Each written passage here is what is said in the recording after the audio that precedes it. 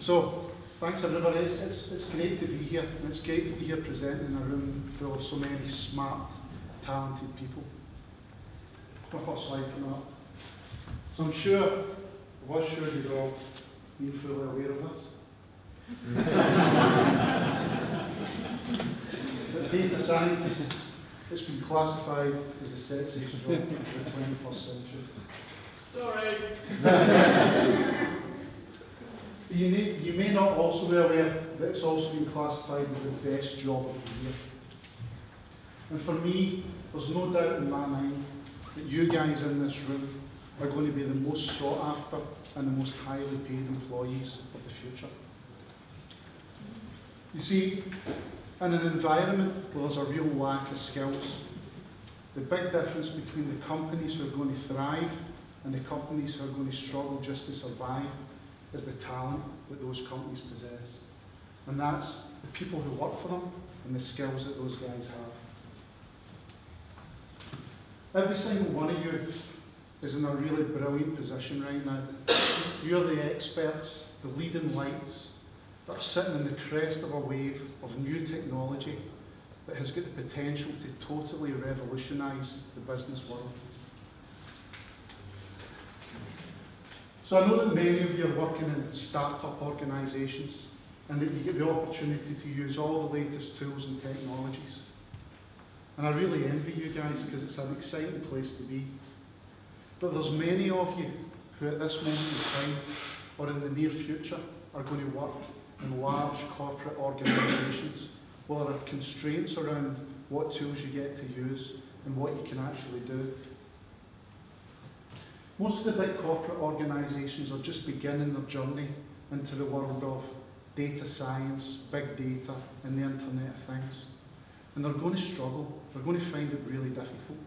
Big organisations typically are very, very poor at adapting to change. And they're even worse at dealing with technological change and new and disruptive technologies. But they're starting to understand that it's a concern. So 72% of the Fortune 500 CEOs state that their greatest challenge is a rapid pace of technological innovation. And whilst they might recognise it, it doesn't mean that they're actually any good at dealing with it. I found this statistic really quite revealing. In the last 16 years, over 250 of the biggest names in business have disappeared. And in many cases, it's because they just haven't been able to cope with the step change of new technology. They haven't been able to adapt and harness those technologies to their advantage. And you'll see there's some great, famous David and Goliath stories. So if you look at Blockbuster, a multi-million-pound international organisation, whose whole business model became obsolete due to the advent of streaming technologies. If you look at the music industry, so the introduction of online delivery of music completely changed the face of that business. Companies, multi-billion-dollar-a-year organisations like EMI, found themselves being sold off for their back catalogue. And record stores, the traditional bricks and mortar record stores like Virgin, HMV and Tower Records either disappeared or ended up in a situation where they just had some flagship stores. And there's going to be more to come. So you look at what Airbnb are doing and how they're challenging the hotel industry and the changes that we're seeing around the transport industry with the likes of Uber and Lyft.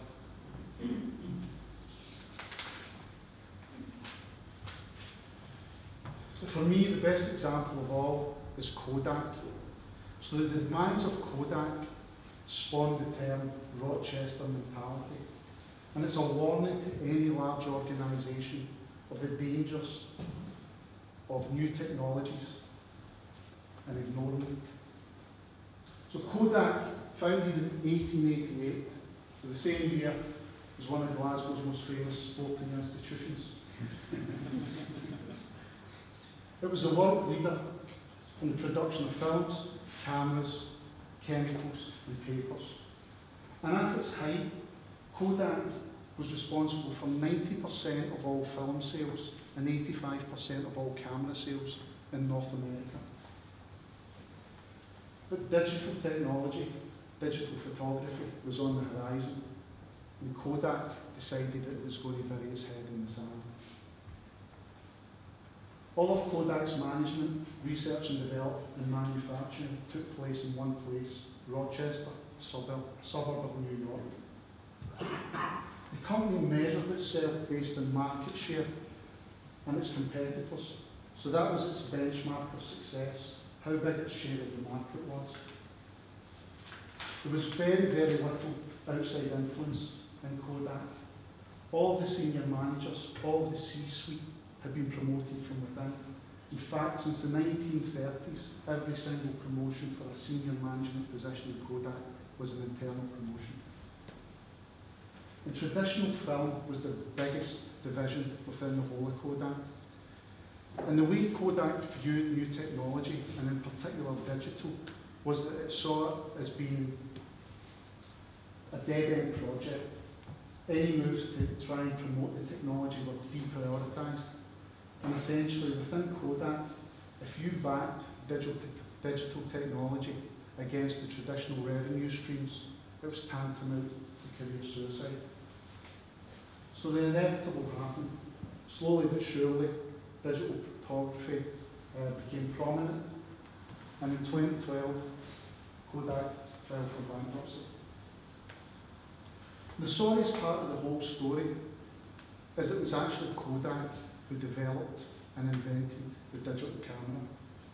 They had the brand name, they had the marketing budget, and they had the dominant market share. They should have been the leaders in the future of digital photography, but they failed to take advantage of the technology. They buried their head in the sand, and the company collapsed. So it's an extreme example, but it demonstrates how big, long-established organisations are vulnerable to new technologies.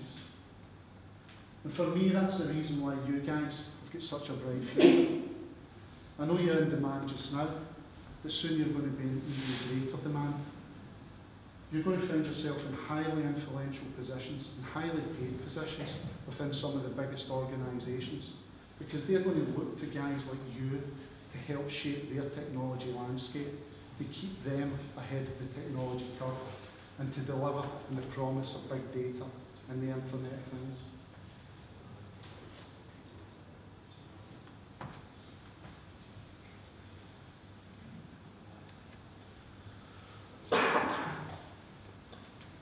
So I manage the applications development team in Greco, and I always like to put up this slide to give people a bit of an awareness of the shape and size of Greco. Many people I speak to have never even heard of the organisation, but they're the 10th biggest company in the UK, not in the UK, sorry, but the 10th biggest company in Scotland. But rather than me kind of tell you what we do, I thought I'd show you a very short video that demonstrates some of the services that we deliver and gives you a bit of flavour of the global scale of the organisation.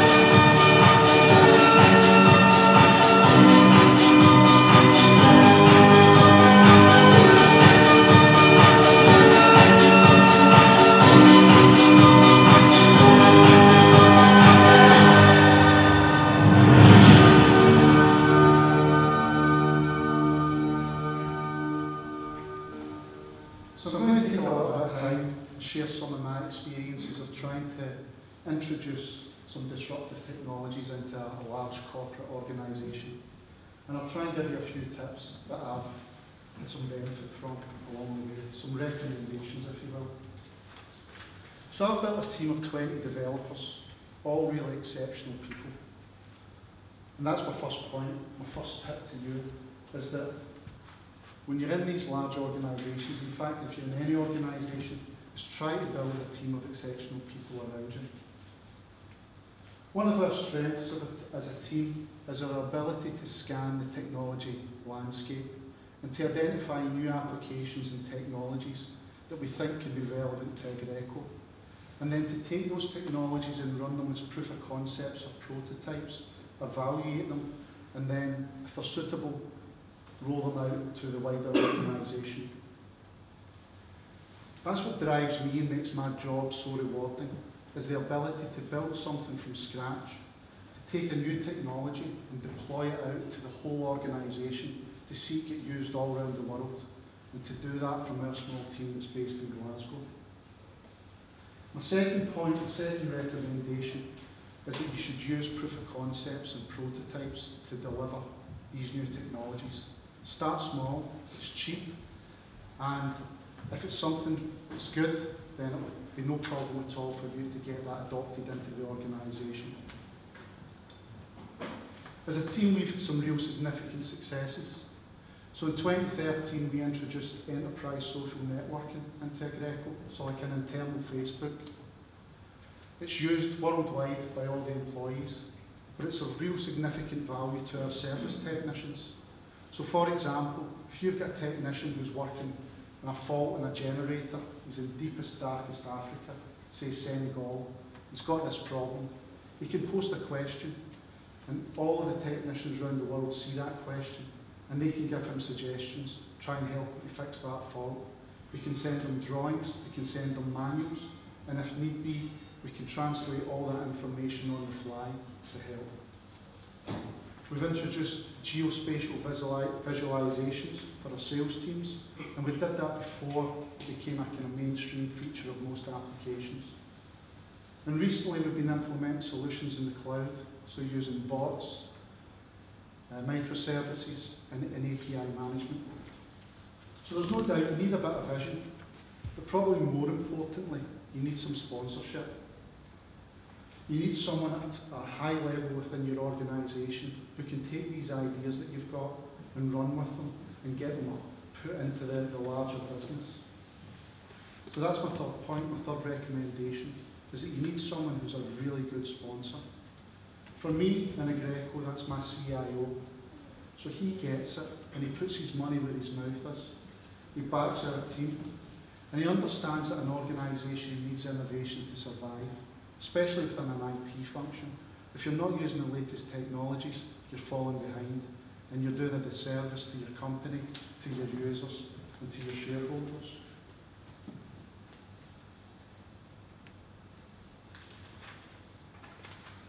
Just as importantly, you need that sponsor to recognise that everything that you're going to do is not going to be successful. So like I say, my CIO gets it, which is just as well, because about 6 weeks after I persuaded him to spend £1,200 on a set of Google Glass for us to run a prototype project for our service technicians, Google pulled the plug on the whole project. It's one of our latest and most promising prototypes, though, that's probably particularly relevant to this event. So in Greco, we're rolling out telemetry into all the generators that we've got in the field. This allows us to collect 40 data points from the generators. So we're looking at voltages, currents, speeds, temperatures, pressures, etc. And what we do is we take all that information and we stream it up to our global data centre, which is just up the road in Glasgow. And at Greco have established what we call a remote operations centre. It's based out of Louisiana in the United States. And there's a team of highly skilled technicians out there. And what we've done is our team has developed software that allows these technicians to monitor the telemetry data coming off their equipment from all around the world. And it flags up alerts and alarms to the technicians in the rock. And what it does is it allows them to take a proactive approach. So rather than being reactive, they can be proactive with some of the faults that are coming through. And what that does is it enhances our reliability and it improves our customer service. So one of the guys in my team looked to see if we could take this a bit further, to see if we could move from being reactive to proactive to predictive. So we took a small sample data set and we used just a few variables. But the goal was this: if we could detect patterns in the data that led to malfunctions and breakdowns, and if we could do that with just a bit of advance warning, then surely we could build a solution that would allow us to eradicate these faults and therefore build even better levels of reliability and even better customer service. So as a result of the work that we had done, we got in touch with the University of Strathclyde because we thought we could maybe get some of their expertise to help us to build a solution, a prototype that would allow us to improve the reliability. And they put us in touch with the data lab. So we went to speak to the data lab. I get the opportunity to go and present to their board to try and seek some funding to run this prototype project. And that's my fourth recommendation to all you guys, is that when you get a really good opportunity, grasp it with both hands. My experience with the data lab has been absolutely fantastic. I got the funding for the year-long project, and we started it off officially in February. And it's been going really well. We've been focusing on batteries and battery charging alternator failures. Just one small area of the faults that we see in generators. That's my fifth and final point. Is that when you think big, but it's a good idea to start small, to start focused. With data, there's a real temptation to go and try and solve every single problem from the get-go. But those in the know, those that I've spoken to that have had success in this area, have always told me, learn to walk before you run.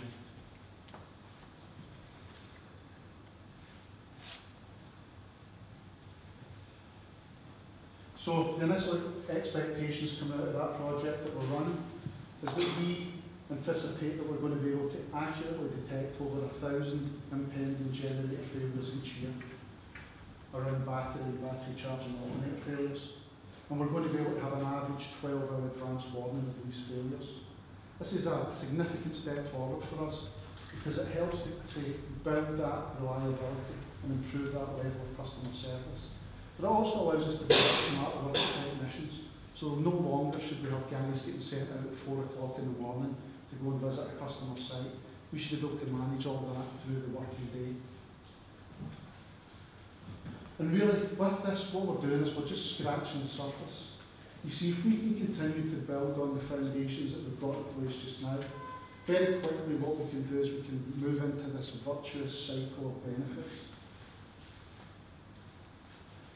So if we extend our remit to look at multiple types of failures, we should be able to reduce the number of breakdowns that occur within our fleet. And if we can reduce the number of breakdowns that come in the fleet, then we can reduce the service and repair costs. It will also allow us to increase our levels of reliability and enhance that customer service. That will allow us as an organisation to differentiate ourselves from our competitors. That should allow us in turn to increase our revenue through new and repeat business. And that will drive additional revenue for the organisation. And the formula there you can see, so the additional revenue combined with the reduced service costs means increased profitability.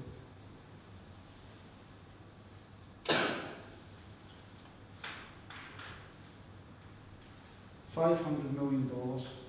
That's what Agreco spends each year on service and maintenance. If the work that we are doing can even initially look at cutting 1–2% off of that total, that's a big saving for us, a significant result. So finally, just wrapping up, here's my top tips for recommendations for introducing innovation into some of the bigger organisations. Build a great team. Takes a lot of effort, but it's really worth it. Gives you some great benefits. Use prototyping when you can, and fly under the radar. I've always found it's good to keep things close to your chest, keep it quiet until such times as you've got something to show. Find yourself an excellent sponsor, someone in the organisation who gets it and who's got the clout to drive your ideas into the bigger business. Take your opportunities when they arise, grasp them with both hands, and start focused, but think big. Always think big. Thank you very much.